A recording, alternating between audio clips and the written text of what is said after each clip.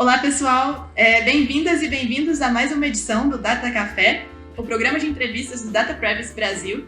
E hoje a gente tem uma edição super especial, porque a nossa entrevistada é a professora Maria Cecília Oliveira Gomes, professora do Data Privacy, uma pessoa super especial para a nossa comunidade de privacidade e proteção de dados, e a gente fala aqui uma das maiores especialistas em relatório de impacto que a gente conhece no Brasil inteiro, e outro que esse é um episódio especial para o Dia dos Professores. Então esse é um presente para todos os professores e professoras do Brasil, contando um pouquinho mais a história da Cecília, a sua trajetória acadêmica, profissional e pessoal. Cecília, muito obrigada por estar aqui, por topar esse desafio de estar na posição aí de entrevistada. É super um prazer e uma honra ter você com a gente.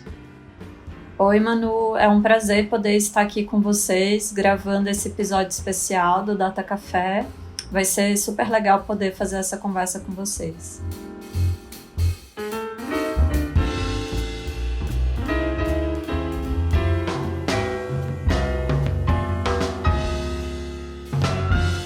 Para a gente começar, e só para entender um pouquinho mais da sua trajetória, a gente sabe que Direito não foi a sua primeira opção na faculdade.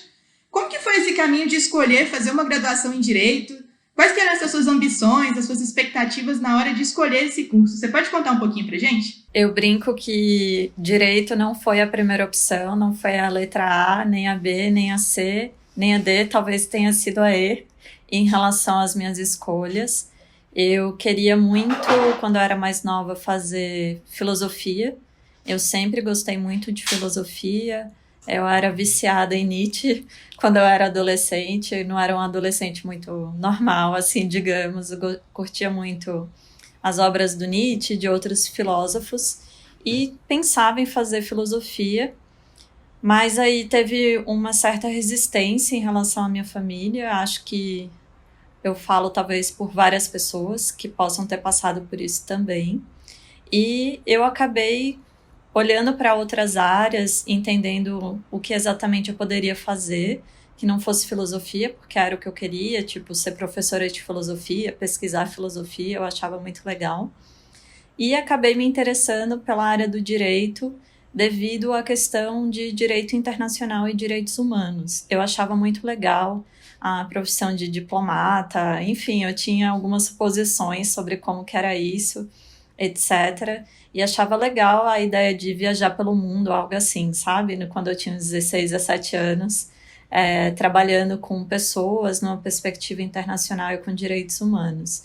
Então eu acabei indo fazer direito por essa razão, mesmo que eu não tenha seguido exatamente esse caminho, que na verdade talvez fosse a minha opção B na época, algo assim. É super legal ouvir um pouco mais da sua trajetória e tantos interesses diferentes. Eu acho que isso emenda a minha segunda pergunta para você.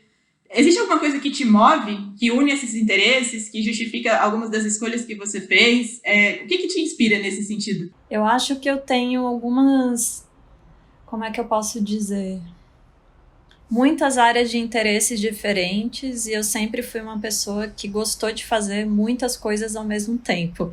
Então eu sempre tive 1 milhão de atividades quando eu estava na escola, 1 milhão de atividades quando eu estava na faculdade, quando eu comecei a estagiar também. Eu sempre combinei estágio com cursos, minha vida era tipo uma loucura, porque não sobrava muito tempo para muita coisa. Mas eu acho que o que acaba me movendo a ter tantos interesses, a gostar de muita coisa e já ter feito muita coisa também, é em relação à curiosidade mesmo.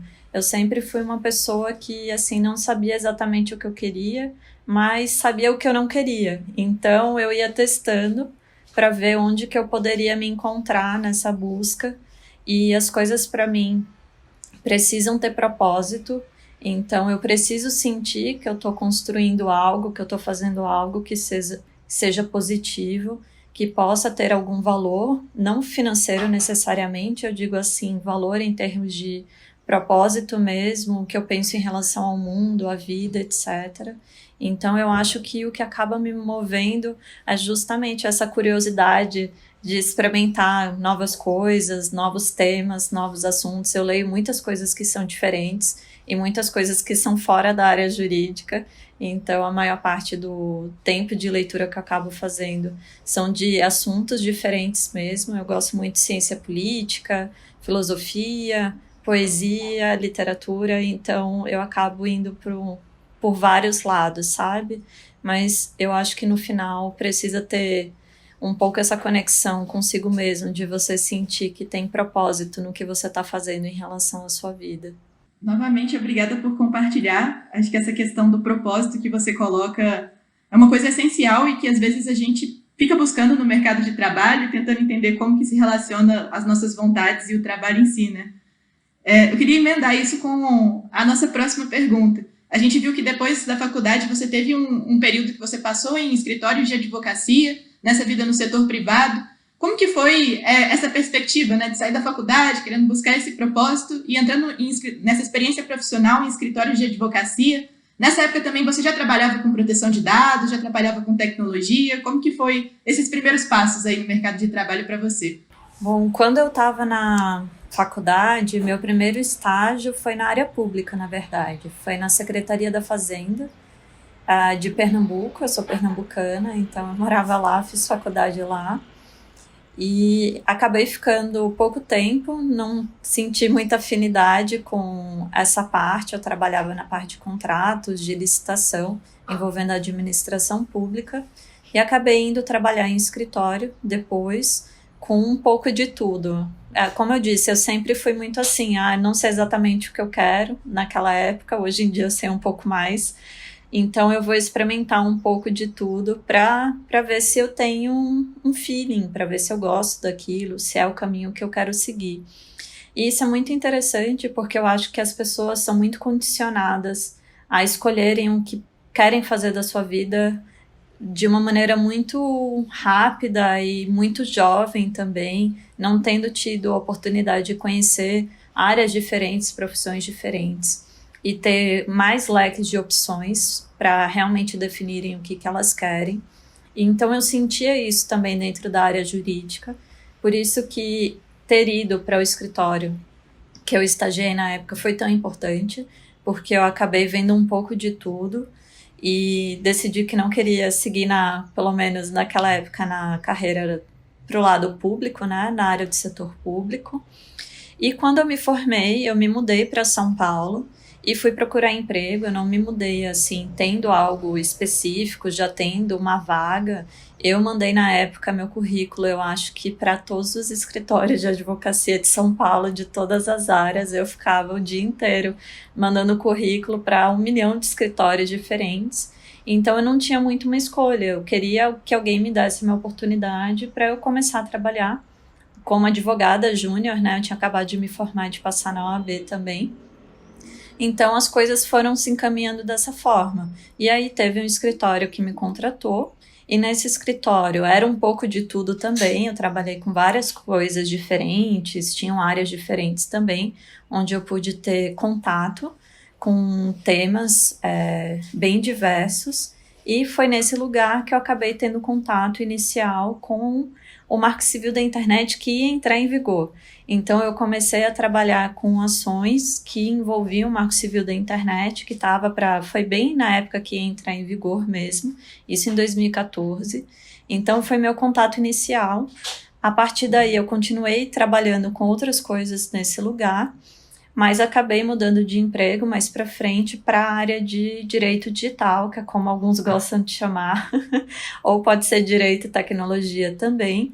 E a partir daí eu fui tendo contato com temas muito diversos, como propriedade intelectual, a parte de direito e tecnologia nas esferas civil, trabalhista, penal, e um pouco também na época de proteção de dados, só que ninguém chamava assim de proteção de dados.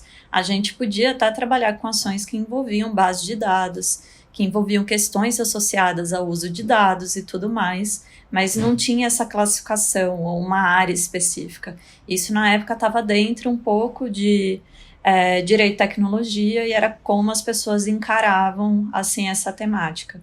É que com o passar dos anos isso acabou se tornando uma área independente, como a gente tem hoje no Brasil, e tão diversificada a partir da sanção e da aprovação do Marco Civil, não, desculpa.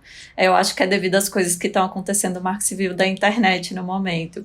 A sanção e a aprovação da LGPD. Então, eu acho que acabou se individualizando essa área de proteção de dados mais a partir disso. É sensacional saber que você tem essa postura de aventureira quase, né? Explorando os caminhos. E aproveitando, a gente deu aquela fuçada no seu currículo, Cecília, e a gente viu que as suas primeiras publicações têm publicações tanto na área de Common Law quanto na área de violência de gênero na internet. E para nós, quando a gente estava fazendo a pesquisa para esse programa de entrevistas, a gente ficou, poxa, como que foi esse processo?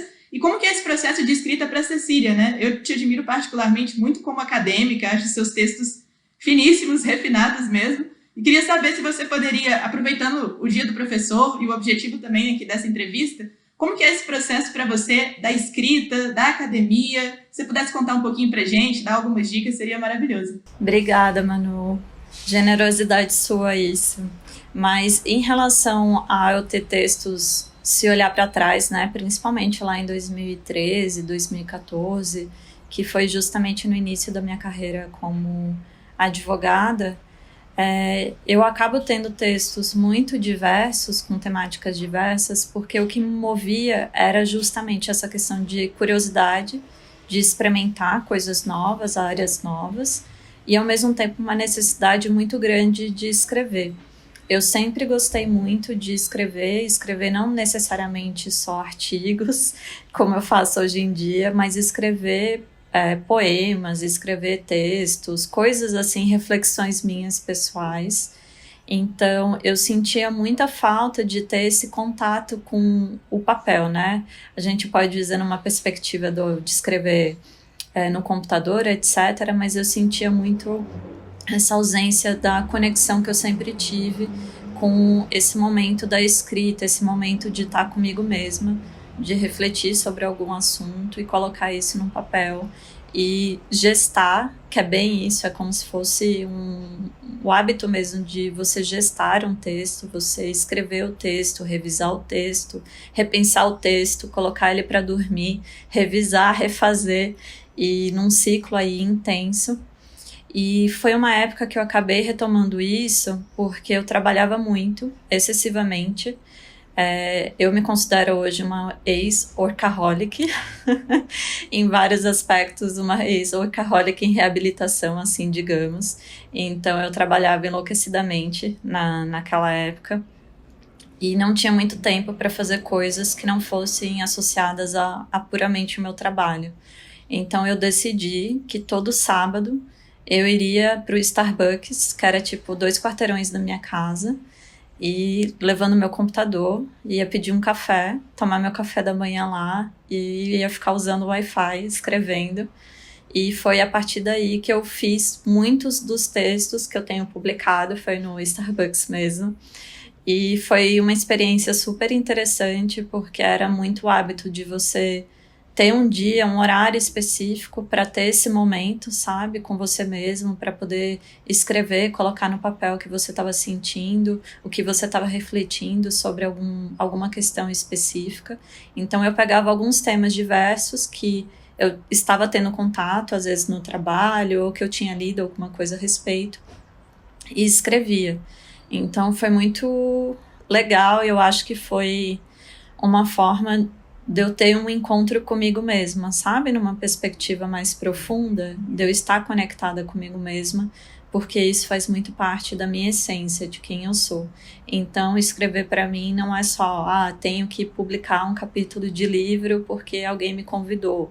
Não, tenho que escrever um artigo numa revista científica com uma pontuação X. Não é só isso. Para mim, está muito conectado com essa questão de eu sentir esse processo de escrever, me ajudar a amadurecer o que eu estou refletindo sobre aquele assunto e me ajudar a colocar no papel aquilo que eu estou fazendo uma reflexão e sentindo a respeito do tema também.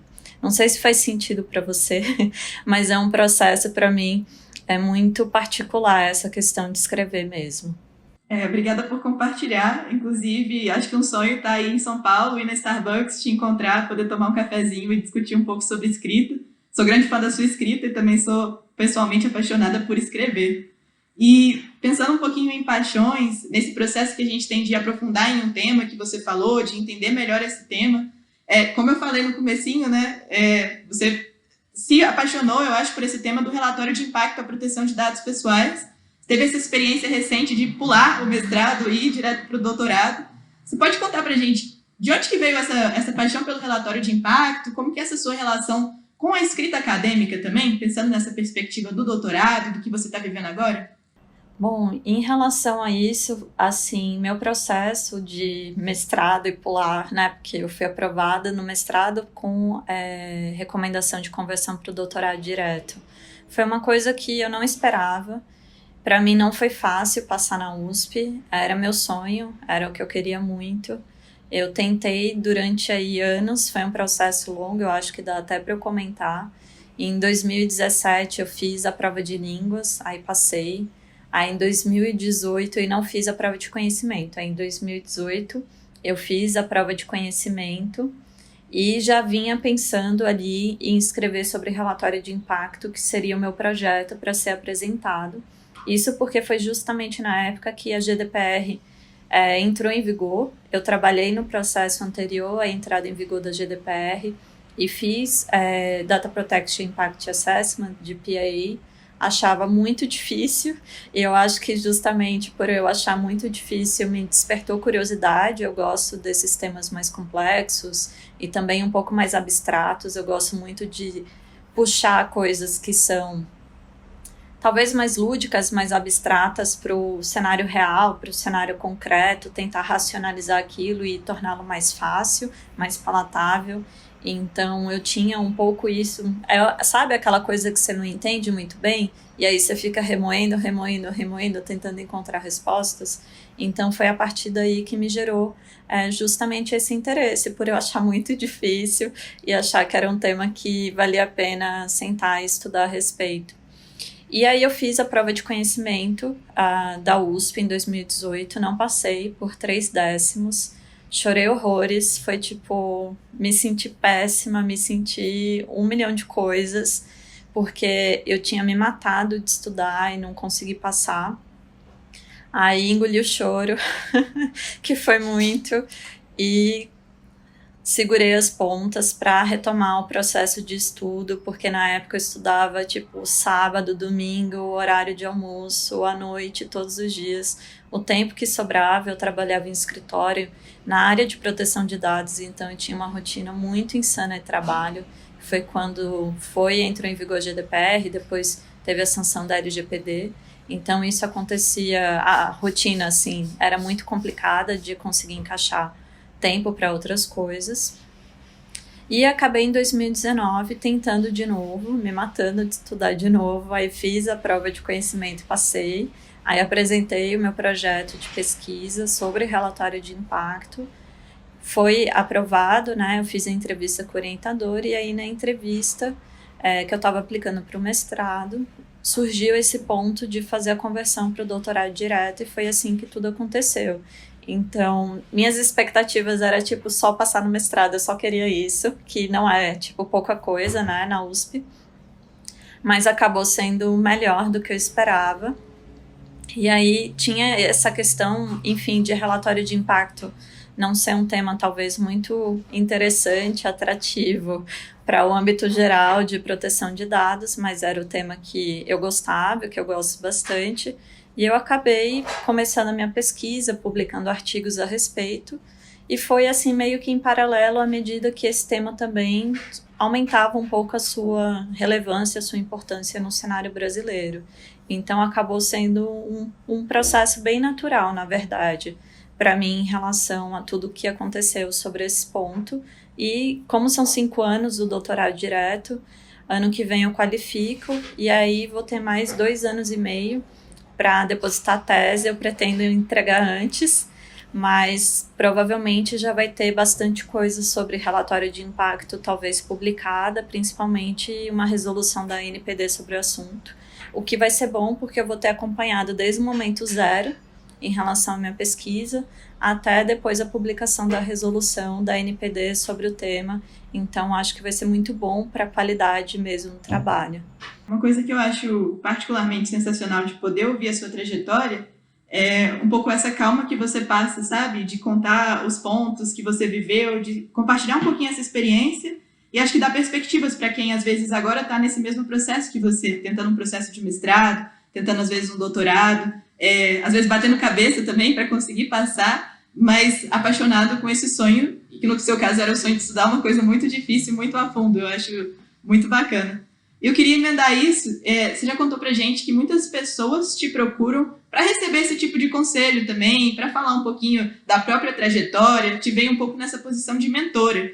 Será que você poderia falar pra gente como que é isso, que dúvidas que surgem nesse processo, como que são essas conversas que você tem em paralelo com o pessoal que te procura? Eu acho muito curioso que as pessoas me procurem para pedir conselhos sobre questões, enfim, sobre o que pesquisar, sobre o processo de estudo para o mestrado, para o doutorado. Acho bem curioso mesmo, porque eu sou uma pessoa muito reservada, então eu não tenho redes sociais, eu não posto, enfim, muitas coisas. E eu acho interessante que mesmo assim, né, mesmo sem divulgação e tudo mais do meu trabalho, as pessoas me procurem para buscar um pouco entender como que foi esse processo que eu passei, se eu teria recomendações, dicas, etc. Então, eu acho que tem um elemento aí muito bonito de conexão, né, de empatia, de você se sentir conectado com quem está do outro lado da tela. E eu sinto que depois que teve a sanção da LGPD, ela entrou em vigor, o mercado explodiu. Tem 1 milhão de possibilidades de cursos para serem feitos, de certificações para serem tiradas, de coisas para fazer, e eu sinto que especialmente as pessoas que estão no início da carreira, os jovens advogados, jovens pesquisadores, eles se sentem muito pressionados a tirar 1000 certificados, a fazer 1000 cursos, a não saber se vai fazer um mestrado, se depois vai tentar um doutorado, etc. E eu sempre falo para as pessoas não se sentirem assim. Não existe o caminho correto, não existe o melhor caminho. Cada um tem sua jornada, cada um tem sua trajetória. Eu passei por experiências específicas, você passou por experiências específicas. Não existe um caminho assim das pedras, sabe? Siga esse caminho, faça exatamente o que a pessoa fez que vai dar tudo certo. E eu acho que as pessoas se sentem muito pressionadas justamente devido a esse volume de informações que a gente tem no momento e essa necessidade de você demonstrar que, enfim, é especializada em uma área sendo tão novo.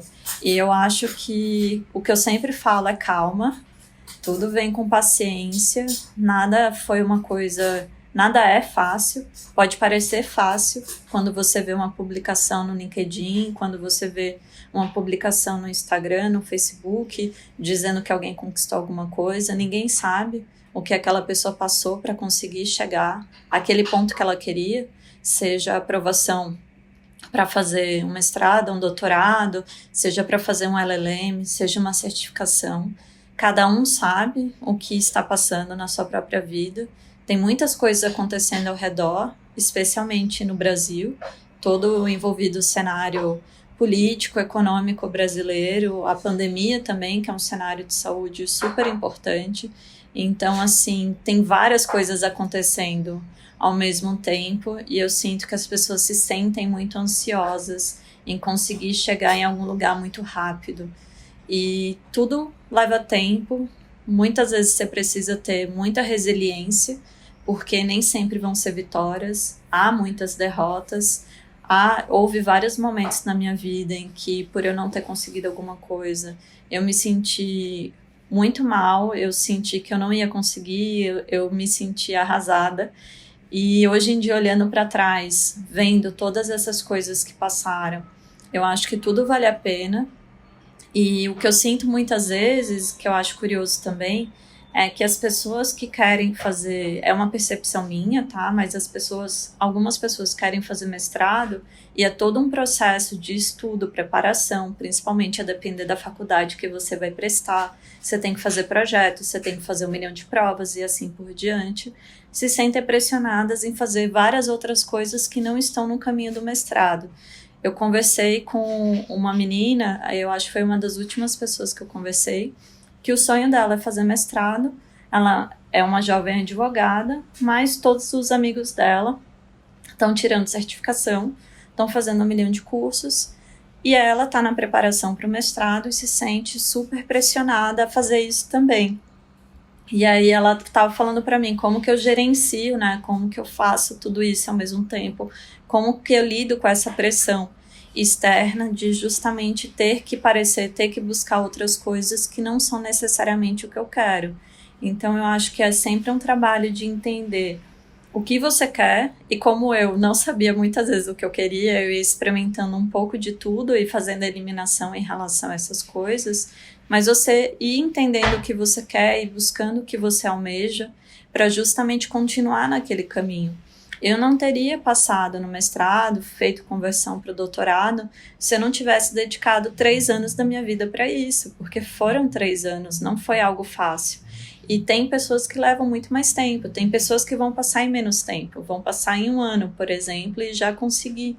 Mas, novamente, cada um tem seu caminho e cada um sabe exatamente aquilo que lhe toca, né? Aquilo que é o seu sonho, aquilo que você deseja fazer. Então, pode parecer meio blasé dizer isso, mas assim, seria mais: siga o seu coração, siga o que você sente, que é de fato o que você gosta, o que você quer, sem se influenciar tanto sobre o que está acontecendo ao seu redor. Eu sei que tem pressão, muitas vezes tem pressão a depender do lugar que você trabalha, do que você está, a depender do mercado e tudo mais, mas esse é o desafio, tentar gerenciar todas essas coisas e continuar firme no caminho que você quer buscar. Para fechar, e tendo em vista o Dia do Professor e também o caráter do Data Privacy Brasil Escola, né, esse caráter de impulsionar uma educação nessa área de direito, de tecnologia aqui no Brasil, que recado que você deixaria para possíveis professores e professoras que estão assistindo? E se você pudesse contar um pouquinho também do que é educação para você, por que essa palavra educação é tão importante para a gente no contexto que a gente está vivendo? Ia ser ótimo ter a sua perspectiva. Bom, eu acho interessante você perguntar sobre isso, porque acaba me lembrando uma frase de uma pessoa que eu não me recordo, mas que fala que as pessoas se tornam professores para nunca deixarem de ser alunos. E eu acho que essa é a grande verdade. Eu gosto muito de estudar. Eu acho que sala de aula é um ambiente de troca de ideias e de construção de conhecimento, muito na linha do pensador que eu adoro, de sociólogo, do Edgar Morin, que fala sobre essa necessidade de construção contínua do conhecimento. Eu adoro conversar com os alunos, trocar ideias, trocar figurinhas.